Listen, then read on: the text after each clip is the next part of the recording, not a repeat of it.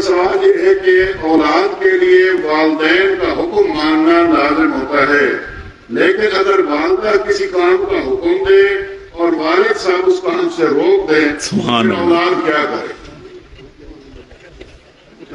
کہتے ہیں ماں کے پاؤں کے نیچے بہشت ہے۔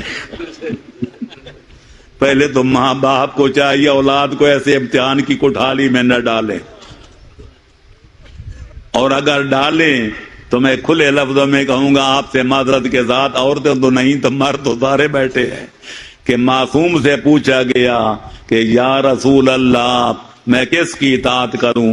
فرمایا اماں کی۔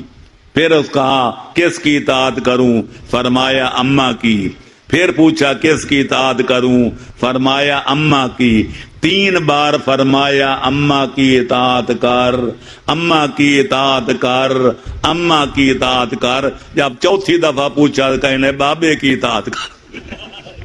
اب بابوں سے معذرت کے ساتھ جب پیغمبر نے فیصلہ کر دیا کہ ماں کا حق بابے سے 3 گنا زیادہ ہے تو بات صاف ہو گئی، اگر ماں باپ میں اختلاف ہو جائے تو ماں کا حکم مقدم ہوتا ہے، لیکن کوشش کرنی چاہیے اولاد کو کہ ماں باپ کے درمیان صلح کرا دے تاکہ ایسی نوبت نہ پہنچے